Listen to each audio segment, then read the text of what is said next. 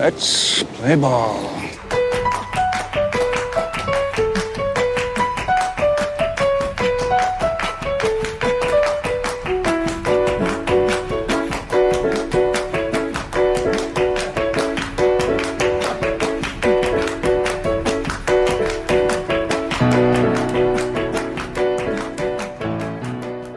Salut les amis, il est l'heure magique. Bienvenue pour ce nouveau numéro. Salut mon Guillaume. Salut Fouad. Et aujourd'hui, on va voir ensemble pourquoi Hook aujourd'hui est un film qui a très mal vieilli. C'est un film fatigué et c'est un film aujourd'hui qui nous est, Guillaume et moi, totalement insupportable.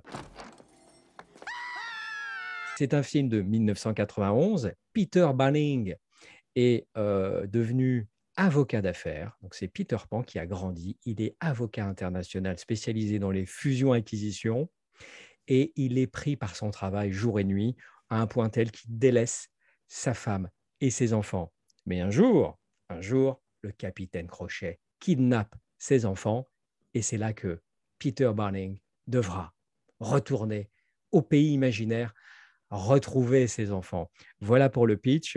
En 1991, Sony, la marque Sony, venait de racheter la Columbia TriStar et il s'agissait de prouver aux nouveaux actionnaires qu'ils avaient fait une très bonne affaire. On ne peut pas parler de Hook sans évoquer ce personnage qui est Mike Ovitz, le patron de la CAA, qui était à l'époque la première agence hollywoodienne. Un des mecs les plus puissants du Hollywood des années 80-90. Et il avait parmi ses clients Julia Roberts, Dustin Hoffman, Steven Spielberg et Robin Williams. Voilà. Et il a fait ce qu'on appelait à l'époque un package, c'est-à-dire qu'il est allé voir le studio avec un package, voilà, Hook avec mes clients, Spielberg, Roberts, Hoffman et Williams. Voilà comment a été fait ce film. C'était un dream project sur le papier pour Spielberg. C'était le sujet qui était taillé pour lui. Et le résultat a été vraiment... Le film a plutôt bien marché à l'époque, mais aujourd'hui, avec les 20-30 ans de recul, eh bien, c'est un film qui laisse un goût fade dans la bouche. Plus qu'amer. Et plus qu'amer, effectivement, tu as raison, Guillaume. Alors, on va voir ensemble aujourd'hui, les amis, pourquoi Hook, eh bien, ça ne marchait pas à l'époque. Et pourquoi aujourd'hui, ça ne marche toujours pas. On a des missiles. Notre fusil est chargé, bien évidemment, mais on va essayer de mettre un peu de nuance et circonstanciel un peu tout ça, parce que c'est un film qui n'est pas dénué de qualité. Alors, mon cher Guillaume, Hook, ça ne marche toujours pas aujourd'hui. Carrément pas. Pourquoi, à ton avis, pourquoi ?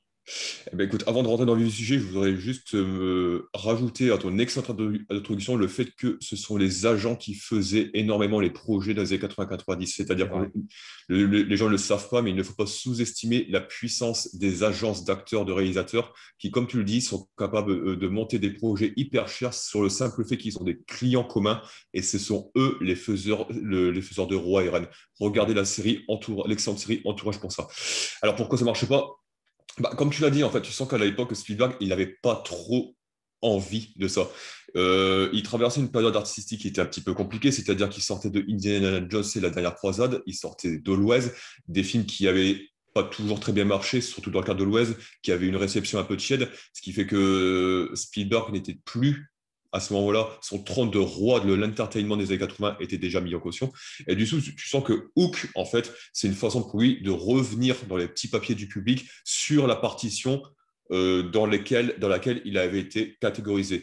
L'enfance, l'imaginaire de l'enfance, le merveilleux, et retrouver le merveilleux dans une vie d'adulte.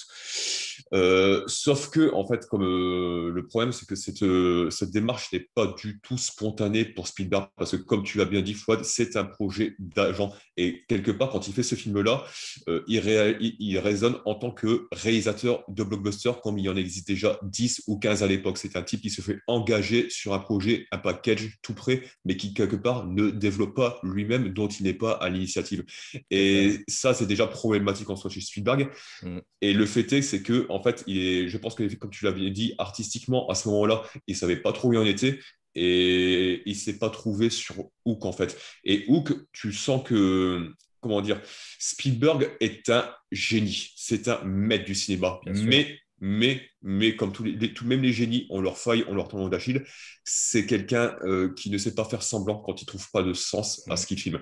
C'est-à-dire que il a pas cette légèreté que peut avoir un McTiernan, que peut avoir un Zemeckis, de faire une scène pour la beauté du geste. Juste pour l'élévation esthétique, la claque dans la tronche que ça va te foutre, etc. Et tout. Ça, il ne sait pas le faire. Pour lui, il faut toujours que ce soit justifié, que ça ait du sens, que ce soit précis, etc. Et tout. Et une scène, comme on en parlait sur le podcast de McTiernan, la scène d'accrobranche entre Sean Connery et Laurie Bracco sur Medicine Man, en fait, où là, il y a juste la dimension ludique, le jeu qui apparaît comme ça par magie et qui élève la scène d'un coup et qui sort d'une part. Ça, Spielberg, je pense, n'aurait pas pu la faire. Il n'y a pas cette dimension-là. Et le problème dans Hook, c'est qu'il y a, à un moment donné, un truc de 20 minutes, une demi-heure, où tu as Robin Williams qui s'amuse dans le bac à sable avec des gamins de 12-13 ans. C'est juste interminable.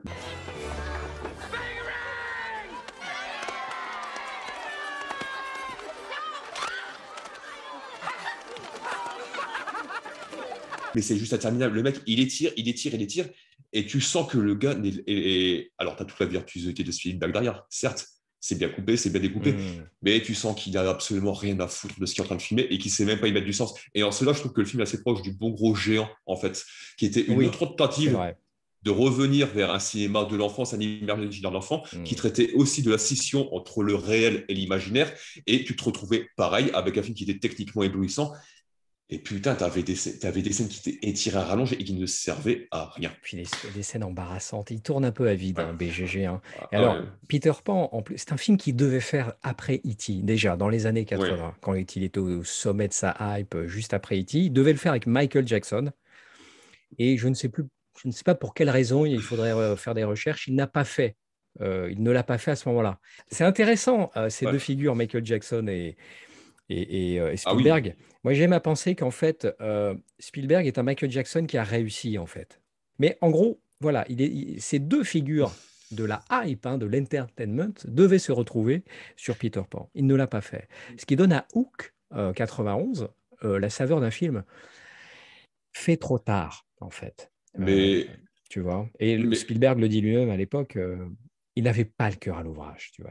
Ça se voit. Mais c'est très intéressant ce que tu dis sur Michael Jackson, parce que les scènes, justement, avec Robin Williams qui s'amuse avec les gamins, etc. et tout, et que ça dure 3 plombes et que ça a juste l'impression d'avoir un adulte qui régresse au niveau du bac à sable, tu as l'impression de voir Michael Jackson. En tout cas, dans les fantasmes que Michael Jackson nourrissait sur lui à l'époque, c'était le Peter Pan, c'était le Bambi, c'était dans son Neverland. Tu voyais l'adulte qui jouait. Il jouait avec les gamins pour retomber dans cette enfance qu'il n'avait pas eu, qui avait été volée. Et en fait, quand tu regardes ces scènes-là avec Robin Williams, moi, j'ai plus l'impression que Robin Williams, limite, joue Michael Jackson qui se prend pour Peter Pan que Peter Pan à part entière. C'est l'impression que c'est pratiquement un portrait. Je me demande si c'est pas un peu un portrait de Michael Jackson entre eux. Et c'est même problématique à ce niveau-là parce que c'est déjà une manière de choper une enfance qu'il n'a pas eue et sur laquelle il a plus d'emprise. Et alors, l'autre côté problématique, c'est que c'est un film qui a été fait en contradiction totale avec la manière qu'a Spielberg de faire des films. Trop d'argent, trop de stars, un tournage à rallonge qui a duré 4-5 mois. Trop. Tu vois, il y a trop de tout. Et Spielberg, lui, aime travailler à l'économie. Il travaille vite. C'est comme ça qu'il est le plus créatif. C'est dans ce contexte-là qu'il est beaucoup le plus efficace. Il le dit lui-même. Et c'est pas un cinéaste qui va rechercher des méga stars dans ses films.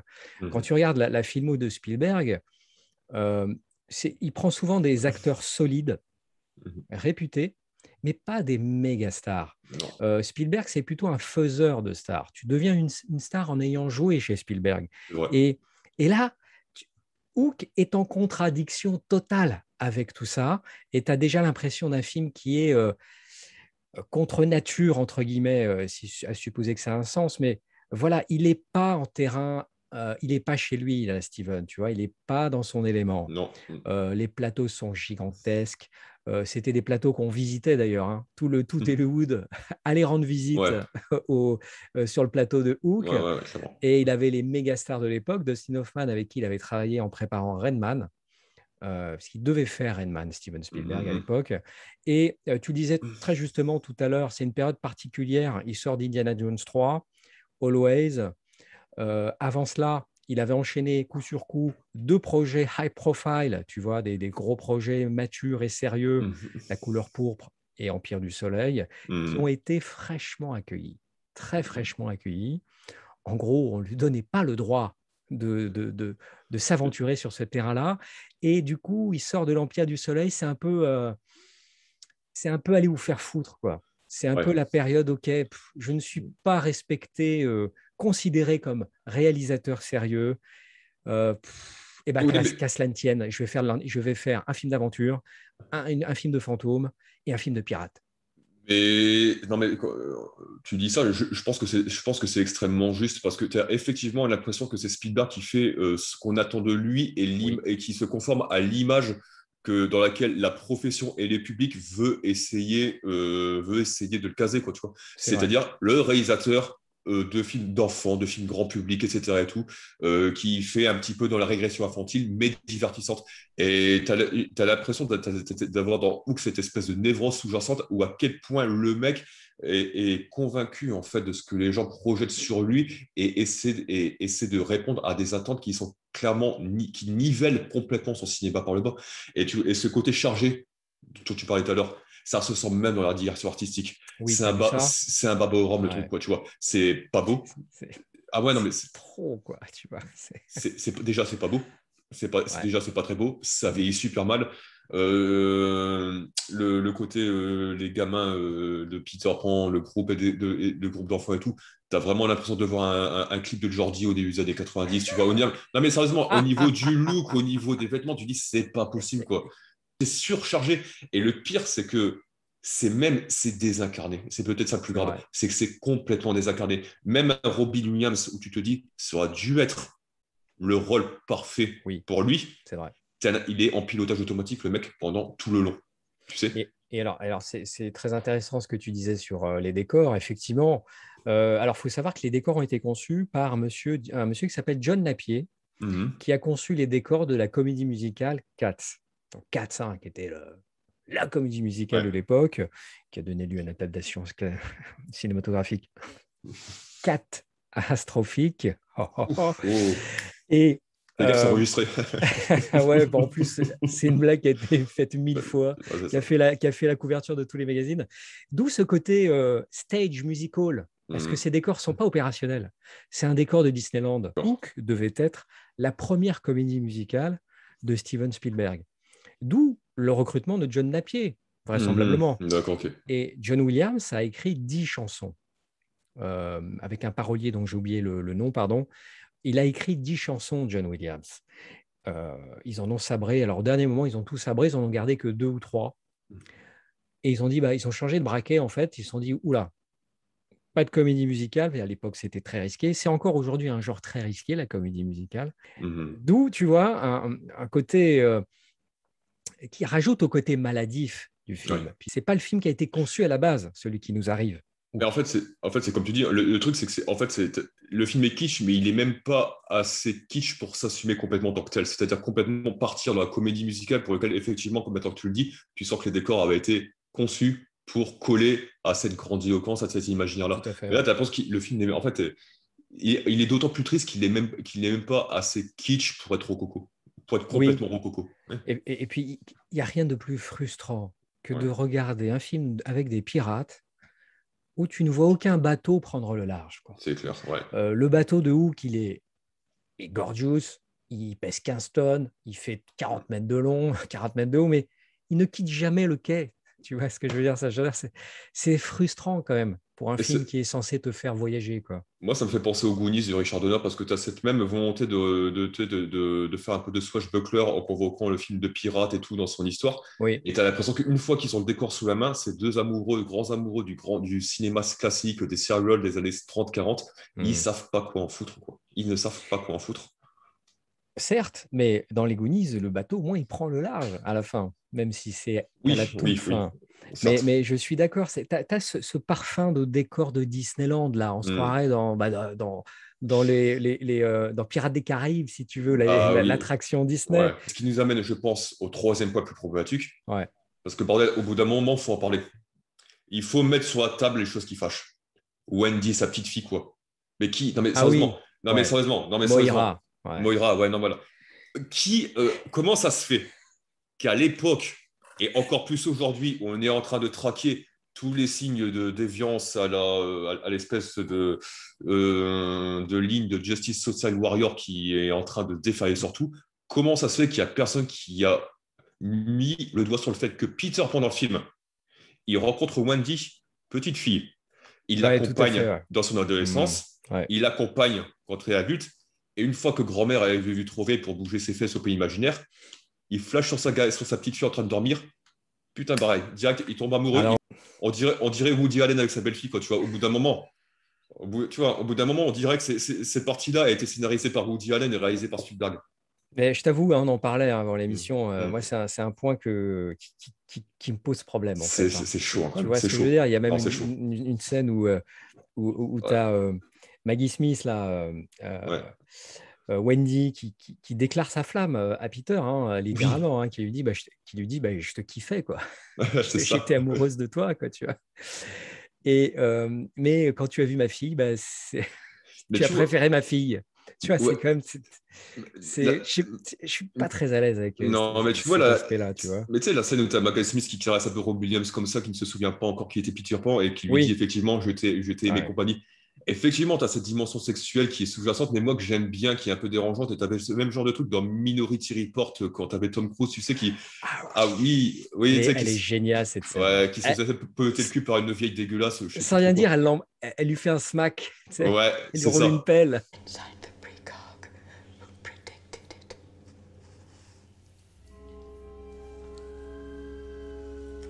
All you have to do is download it, darling.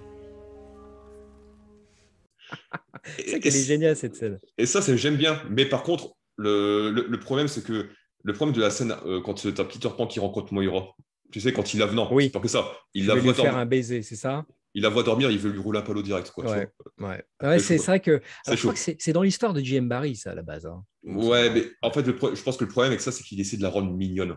Ils essaient de rendre ça mignon et Ouais. enfantin et innocent, mais du coup, ils assument plus la part d'adulte un peu névrosé et disons-le, peut-être un peu perverse qui pourtant, je pense, aurait permis de rendre cette scène plus naturelle, en fait, Probablement. plus organique. Probablement. Mais Mais là c'est ouais. chaud quand même. Là, je me dis, ouais, Ouais. c'est relou quand même, quoi. C'est C'est relou. particulier. Hein. Ouais, ouais. Tu parlais de Woody Allen tout à l'heure.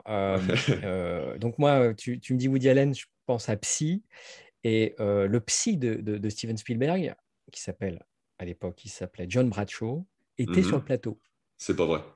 Si. C'est dans la biographie C'est de pas vrai. Steven Spielberg, écrite par Joseph McBride. Mais non. Il consultait un psy à l'époque, Steven. Ouais.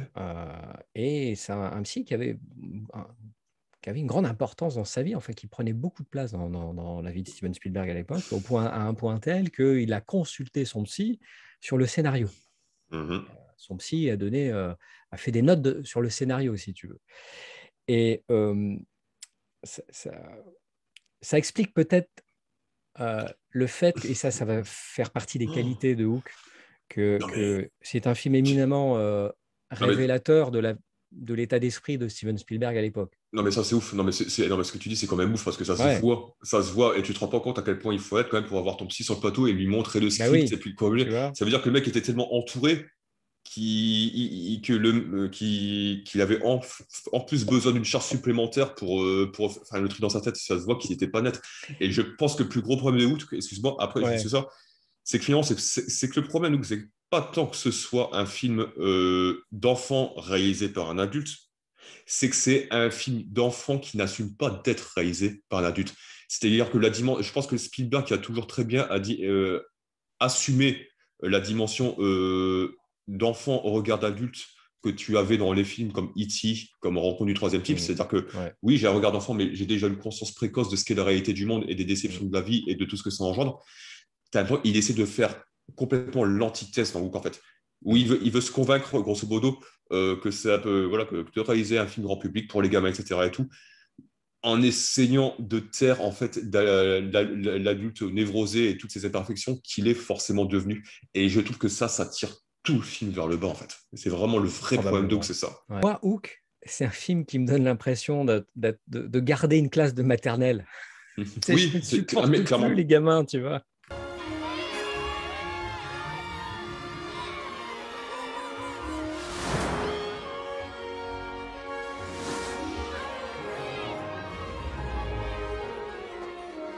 Et pourtant, comme tu disais tout à l'heure, il y avait des bonnes choses dans la première partie, dans la mise en place. Il y a quand même de très bonnes choses, il y a quand même de très belles fulgurances Spielberg. La première demi-heure est formidable. C'est du Spielberg pur jus, mon ami. C'est formidable. La présentation du personnage Peter Barling, son état d'esprit. Et moi, j'aime beaucoup le shadowing de Crochet. Crochet est suggéré parce que je l'ai entendu nulle part, ça, mais je pense que ça doit être ça. C'est qu'il y a une scène qui se passe dans un avion, ils vont à Londres.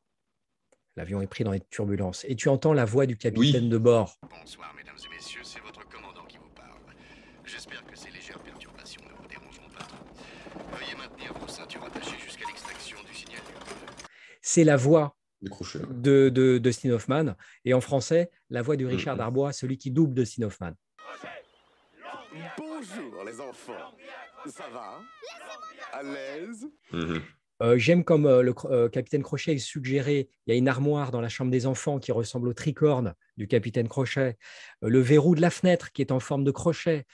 Ça, c'est brillamment exécuté. Même dans le scénario, des trucs de scénario qui sont quand même assez bien amenés. C'est vraiment bien amené. Le kidnapping des enfants qui est filmé comme un home invasion, quoi. Tu vois, c'est presque un film d'horreur, le kidnapping des enfants.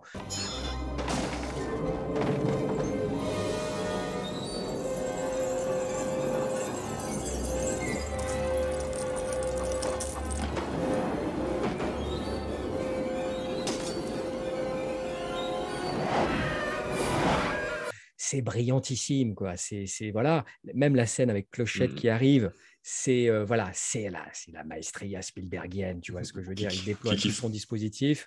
Qui kiffe aussi Peter Pan, soyez en passant. Oui, alors on a oublié, parce que au-dessus de tout ça, la fée Clochette, la petite fée Clochette, tu vois, tu tombes en boîte ta figurine. Effectivement, donc c'est un peu les feux de l'amour, un peu, tu vois. Mais en fait, tu prends clairement, je pense que tout le monde veut croire en regardant Hook que Spielberg est Peter Pan, mais non, je pense que Spielberg est plutôt le Capitaine Crochet. Pour moi, Spielberg, probablement, ouais. T'as peut-être pas tort là-dessus. Tu prends le personnage de Captain Crochet, joué par Dustin Hoffman. C'est un type qui est né encore à vouloir rejouer son satané affrontement avec Peter Pan alors qu'il s'est écoulé 20, 30, 40, 50 ans.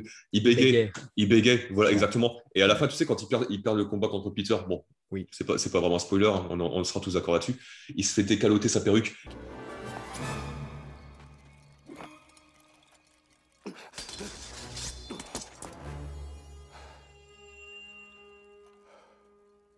En bonne et due forme, Peter. Je suis vaincu. Et tu vois que c'est juste un vieux rabougri qui, en fait, est toujours en train de se déguiser comme l'adulte ou le jeune qu'il a été, ou que le personnage flamboyant qu'il a été, qu'il n'est plus. Elle est terrible, cette scène. Hein. Elle est terrible, elle est belle, et dit, ça, c'est Spielberg, en fait. Pour moi, cette scène-là, c'est Spielberg. Il se fait décaloter et il est toujours en train d'essayer de rejouer, en fait. Il rejoue sa jeunesse, il rejoue son passé, en fait. Et même pas le sien, à la limite. Celui que le sien relu par les gens qui veulent lui imposer ce qu'il est, quoi. C'est quand même vrai. C'est vrai. Alors, il y a des choses...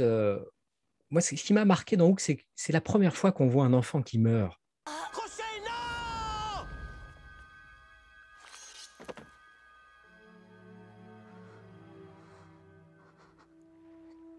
J'aurais voulu. Non, quoi? J'aurais voulu avoir un père.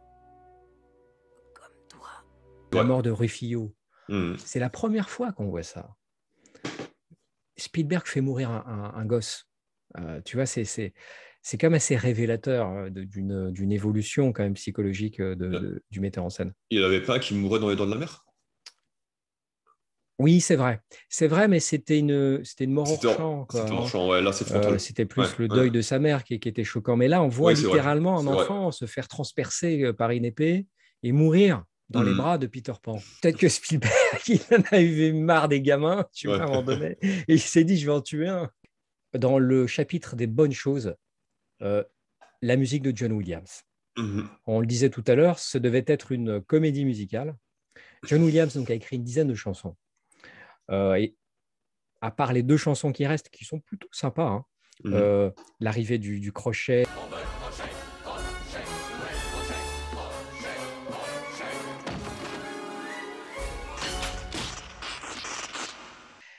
À côté de ça, la partition de John Williams, elle est juste incroyable. Incroyable. John Williams, franchement, apparemment, il a beaucoup travaillé sur ce film. Il s'est beaucoup investi.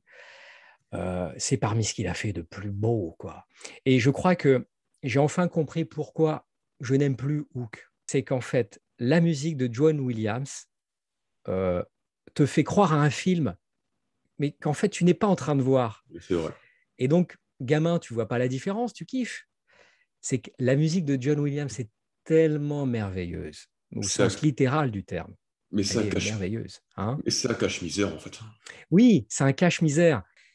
Le Hook de Spielberg, il est réalisé par John Williams. Tellement sa musique est largement au-dessus des images, alors qu'habituellement, John Williams et les images de Steven Spielberg sont en osmose Seigneur, ouais. parfaite. Quand au cinéma, la musique est là pour tirer les images vers le haut, ça dévalorise la musique parce que quand elle devient le rôle principal d'un film. Oui, c'est Alors que, vrai. en fait, quand elle est un complément aux images, Mm.